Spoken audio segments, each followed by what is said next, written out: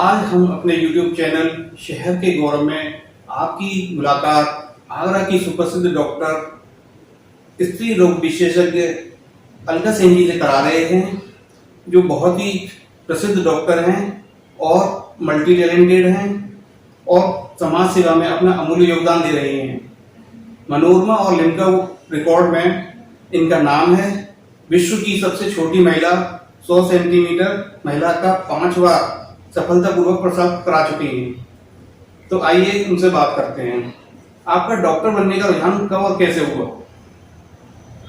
ये एक बहुत ही रोचक आपने प्रश्न मुझसे पूछा है और बहुत संक्षिप्त में मैं आपको बताऊंगी कि हम 4 बहन भाई हैं। मेरे पापा डॉक्टर थे, मेरे बाबा डॉक्टर थे और मेरे पापा का ये सपना था कि उनका ये जो पेशा है डॉक्टरी का, ये आगे बढ़ता रहे और उन्होंने ये चाहा कि मैं अपने सबसे बड़े बेटे को, जो कि बहुत ही इंटेलिजेंट थे, कि मैं उनको डॉक्टर बनाऊं। लेकिन उनका रुझान इस ओर बिल्कुल नहीं था और वो इंजीनियर बन गए। उससे छोटी मेरी बहन थी, बहन को भी उन्होंने चाहा कि वो डॉक्टर बनाए, लेकिन वो टीचर लाइन में चली गई। और उससे छोटे एक और भाई मेरे थे, उनको भी उन्होंने कोशिश की कि वो किसी तरह से इनको डॉक्टर बना दे, परंतु उनका ध्यान सब फाइनेंसेस में था, इसलिए वो फाइनेंस यानी कि कॉमर्स साइड में चले गए। मैं अपने 3 भाइयों बहनों में काफ़ी छोटी हूँ। मैं अपने छोटे भाई से 11 साल छोटी हूँ। तो मैं बहुत छोटी होने के कारण अब मेरे फादर की जो एक लास्ट उम्मीद थी वो मेरे ऊपर थी। तो वो ये चाहते थे बचपन से कि मैं इसको किसी भी तरह से बचपन से इस बात के दिमाग में इसकी इनकलकेट करूं कि इसको मेरे पेशे को आगे बढ़ाना है। मैं पढ़ाई में अच्छी थी, ठीक थी, तो बहुत ज़्यादा उम्मीदें पूरे घर वालों की मेरी तरफ थी। मेरा रुझान था एडमिनिस्ट्रेटिव लाइन पे जाने का, लेकिन पापा की उस हसरत और उस लाचारी को देख के कि वो उनके तीनों भाई बहन जो नहीं उनकी उम्मीद को पूरा कर पाए, तो मुझे लगता था कि मुझे अपनी सारी की सारी जो मेरी इच्छाएं हैं उनको छोड़ के मैं अपने फादर की इच्छा की पूर्ति करूं।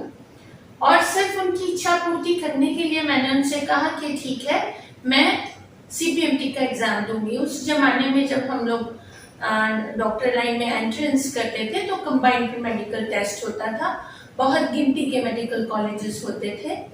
तो CPMT का एग्जाम मैंने दिया और मुझे उम्मीद भी नहीं थी, मैंने बहुत बेमन से दिया, लेकिन मेरा सिलेक्शन हो गया। शायद ईश्वर को यही मंजूर था और मैं वो आज भी वो क्षण जिस समय मुझे पता चला कि मेरा सिलेक्शन हो गया है, तो उस समय का जो क्षण थे, जो मेरे पापा के चेहरे पे जो खुशी की लहर थी, वो आज भी मुझे बहुत प्रेरणा देती। आपका अब तक का सफर कैसा रहा और आपके अनुभव कैसे रहे? आप अगर सफर की बात करते हैं तो इस सफर में मैं समझती हूँ कि मैं अपने आप को बहुत ही खुशनसीब समझती हूँ कि मेरा सफर बचपन से लेके और डॉक्टर बनने तक का और डॉक्टर बनकर इस प्रैक्टिस में आके आज तक का सफर as a doctor, as a mother, as a wife, as a daughter, as a daughter in law, हर प्रकार से बहुत आनंदमय रहा, बहुत ही रोचक रहा। और as far as public applause is concern, मुझे बहुत सराहना मिली। मुझको आप लोगों ने, मुझे मेरे दर्शकों ने, मुझे मेरे पेशेंट्स ने इतना सराहा कि वो हर रोज मुझे एनर्जाइज करता है, मुझे एक प्रेरणा देता है और मुझे मजबूर करता है इस चीज के लिए कि मैं आलस न करूं, मैं सोऊं नहीं, मैं बस निरंतर आप लोगों की सेवा करती हूँ। पहले के समय और आज के दौर में डॉक्टर और मरीज के संबंधों में क्या बदलाव आप देखती हैं? ये बहुत ही अच्छा और सामायिक प्रश्न आपने मुझसे पूछा है और मैं लास्ट 1988 से प्रैक्टिस कर रही हूँ। काफ़ी समय हो गया मुझे प्रैक्टिस करते हुए और इस लंबे दौर में मैंने ये देखा कि बहुत बड़ा चेंज आ चुका है। पहले मरीज वाकई में दिल से डॉक्टर को भगवान मानता था।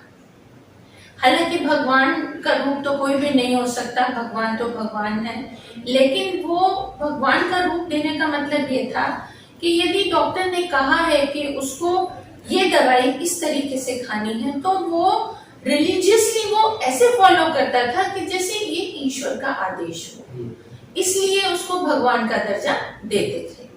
यानी कि जो ट्रस्ट था, जो डॉक्टर पेशेंट रिलेशनशिप थी, वो इतनी मजबूत, इतनी प्रगाढ़ थी कि उसमें डॉक्टर को भी बहुत आनंद आता था कि वो मरीजों की मदद करे।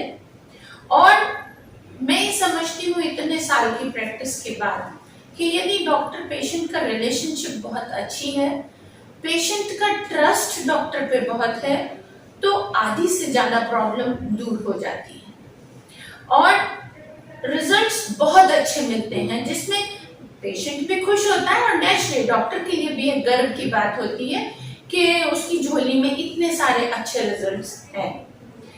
लेकिन वो धीरे धीरे व्यावसायिकता की ओर गया। कुछ पेशेंट्स भी ये समझने लगे कि हम डॉक्टर के पास न जाके बल्कि एक दुकानदार के पास जा रहे हैं एक प्रोडक्ट खरीदने के लिए।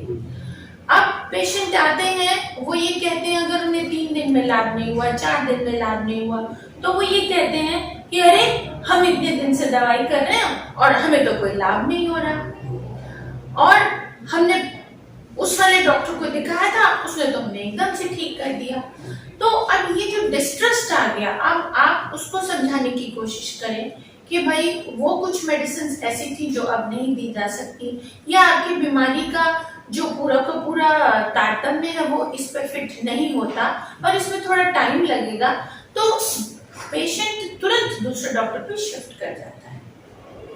बात इसकी नहीं है, बात इसकी है कि जो एक डिस्ट्रस्ट, जो एक ये वाली भावना मन में आ गई है कि डॉक्टर दवाई अपने स्वास्थ्य के लिए लिख रहा है, डॉक्टर हमको अपने स्वास्थ्य के लिए देख रहा है, जो एक ये वाली फीलिंग आ गई है, ये डॉक्टर पेशेंट रिलेशनशिप के लिए बहुत ही घातक है।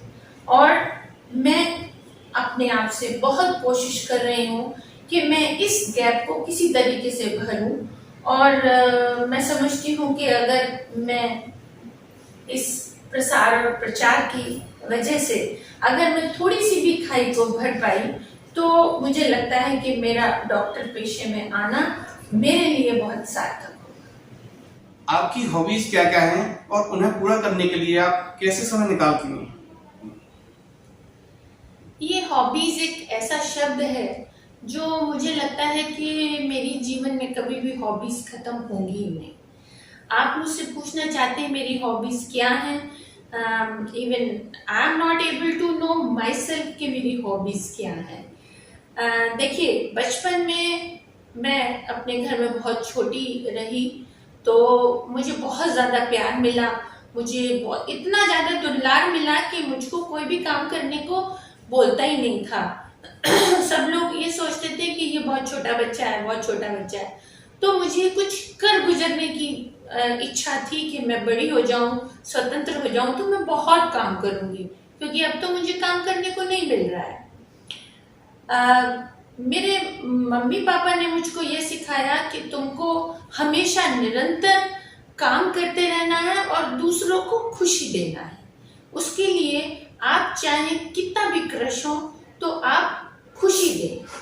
तो मेरे लिए सबसे बड़ी एक मेरी हॉबी है कि मैं अपने सामने वाले को खुशी दूं, और उस खुशी के साथ जो मुझे एनर्जी मिलती है उसका मैं आपको अंदाज़ा नहीं बता सकती कि कितनी मुझे एनर्जी मिलती है।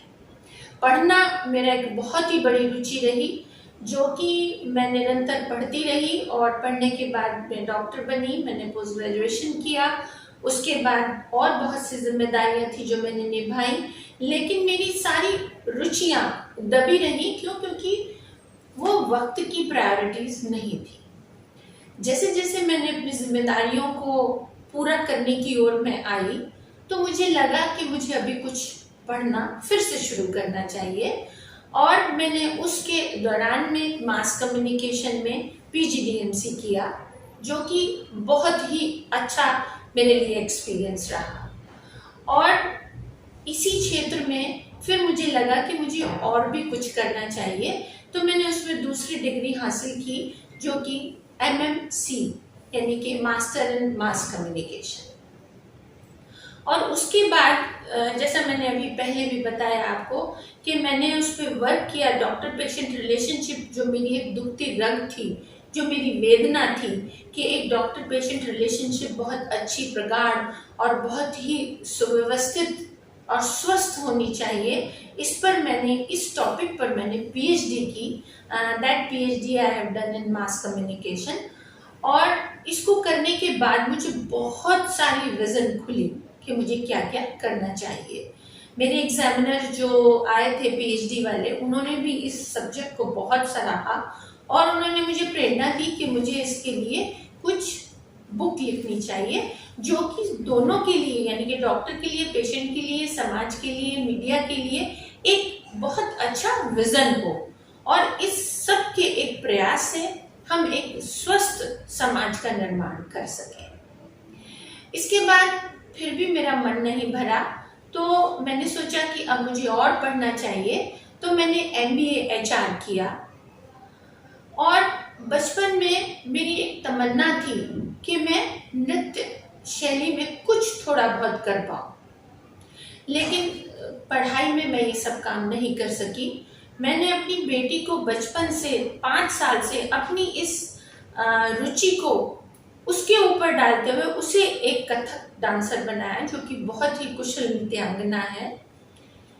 51 साल की जब मैं हुई तो ये मेरा मन किया कि मुझे भी नृत्य शैली में कुछ सीखना चाहिए। मैंने अपने गुरुजी से बात की, उन गुरुजी से जिन गुरुजी ने मेरी बेटी को शिक्षित किया था, तो मुझे लगा कि शायद इस उम्र में वो मुझे मना कर देंगे, लेकिन मैं अपने गुरुजी के नतमस्तक हूँ। और उन्होंने जिस तरीके से मुझको तब से लेके अब तक कथक नृत्य में पारंगत किया, उन्होंने मुझे एग्जाम्स दिलवाए और अब मैं कथक नृत्य में भास्कर और प्रभाकर यानी कि पोस्ट ग्रेजुएशन कर चुकी हूँ। और आज भी मेरे गुरु, जिनका नाम है संतोष कुलश्रेष्ठ, वो आज भी मुझे हर रोज प्रशिक्षण देने आते हैं। और जिस तरीके से उन्होंने मुझको इस उम्र में सिखाया और जिस तरीके से उन्होंने मुझे मोटिवेट किया, मैं कहती हूँ कि ऐसा गुरु हर किसी को मिले, और ऐसा गुरु बहुत मुश्किल है कि आज के ज़माने में ऐसा गुरु मिल सकता है। और अब मेरे गुरुजी ने मुझको ये प्रेरणा दी कि मुझे कथक नृत्य के शिक्षार्थियों के लिए कुछ ऐसे टुकड़े पेश करने चाहिए, ताकि कुछ बच्चे जो कि अफोर्ड नहीं कर सकते, जिनके पास टाइम नहीं है, जिनके पास पैसे नहीं हैं, वो उन छोटे छोटे अंकों से, छोटे छोटे क्लिपिंग से घर बैठ के कथक नृत्य की प्रारंभिक शिक्षा ले सकें।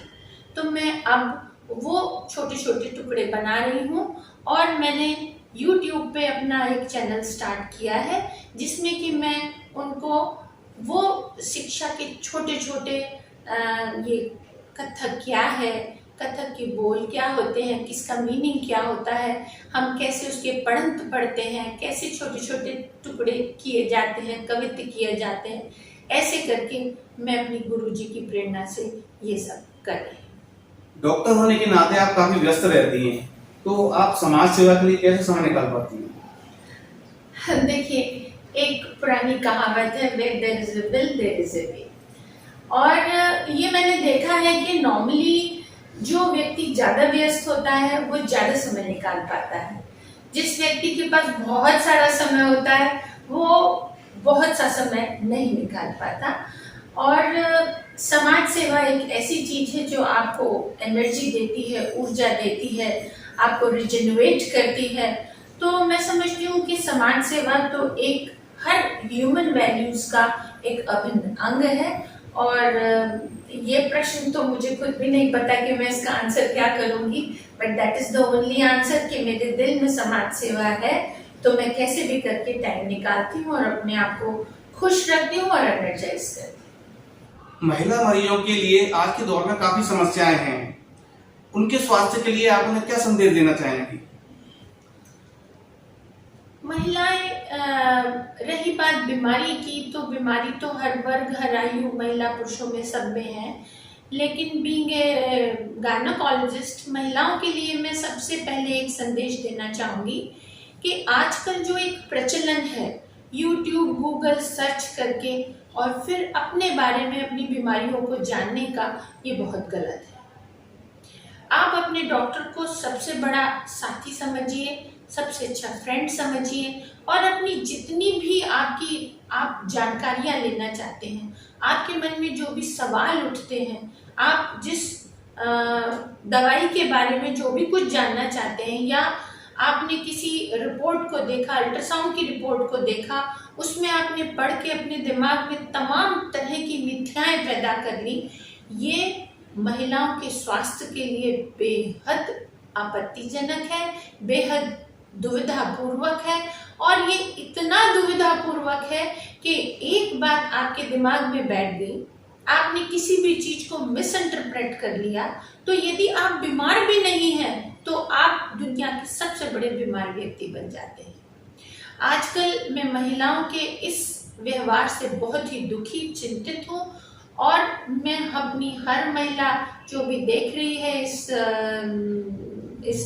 चैनल को, जो भी मेरी बात को समझ रही है, मैं उसको करबद्ध प्रार्थना करना चाहती हूँ कि आप अपने आप को डॉक्टर ना समझें। यूट्यूब और गूगल पर जो भी जानकारी दी जाती है, वह जानकारी मैं ये नहीं कहती कि गलत है, वो जानकारी ठीक है, लेकिन उस जानकारी को जानने के लिए बेसिक नॉलेज होना बहुत जरूरी है, जो एक नॉन मेडिको में नहीं होता।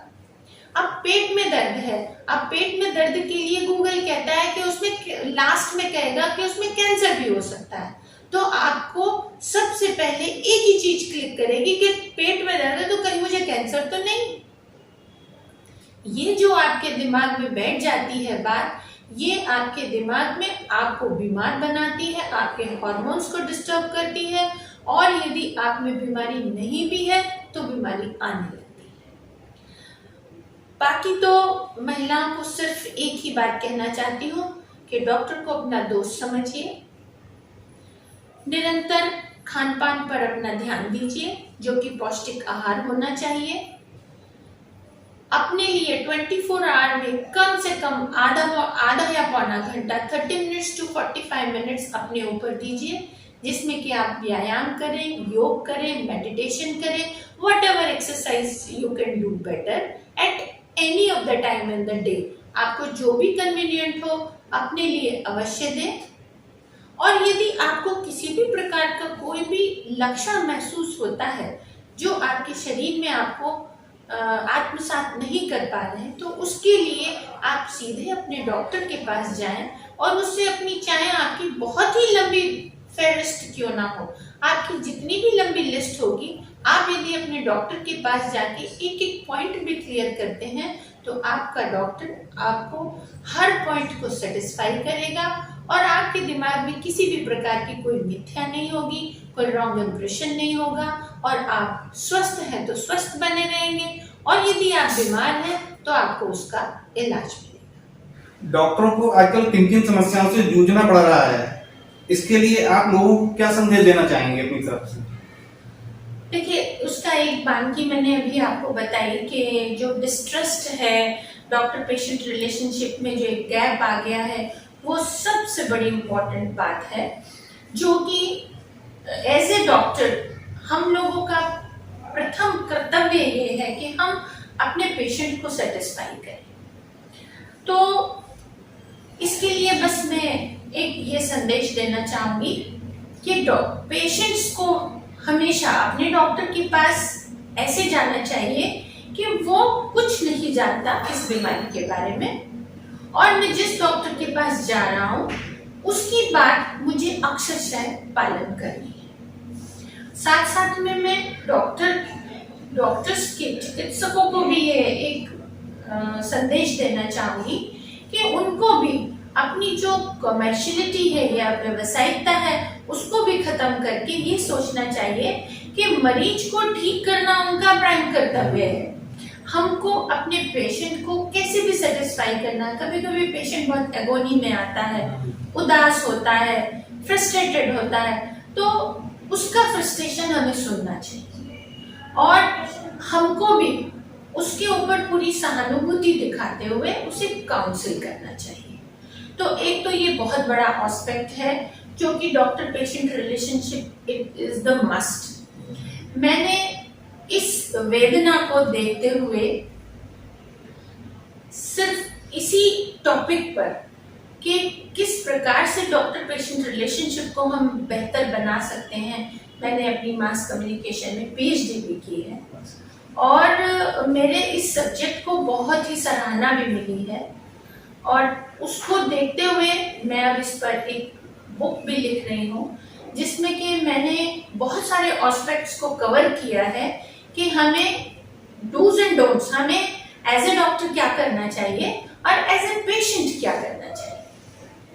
तो डॉक्टर होने के नाते एक प्रॉब्लम तो ये हमारे सामने आती है, दूसरी और कुछ एडमिनिस्ट्रेटिव प्रॉब्लम्स हैं जो कि आजकल हम लोग जूझ रहे हैं, क्योंकि हमें अपने हॉस्पिटल का स्टैंडर्ड मेंटेन करना होता है, हमें अपने हॉस्पिटल के लिए तमाम सारे टीपीएस लेने होते हैं, कैशलेस फैसिलिटीज लेनी होती हैं।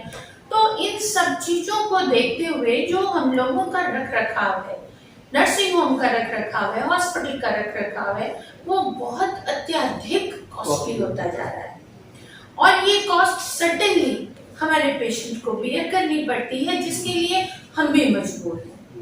तो इसके लिए मैं ये संदेश देना चाहूंगी कि सरकार यदि इसके लिए हमें कुछ हेल्प कर सकती हो या हमारे स्ट्रक्चर को कुछ ऐसा बना सकती हो जिसके लिए हमारा स्टैंडर्ड भी मेंटेन रहे और हम अपने पेशेंट के लिए पूरी तरीके से उसको कम से कम खर्चे में बेहतर से बेहतर सुविधा दे सके। हमारे चैनल से बात करने के लिए आपका बहुत बहुत धन्यवाद।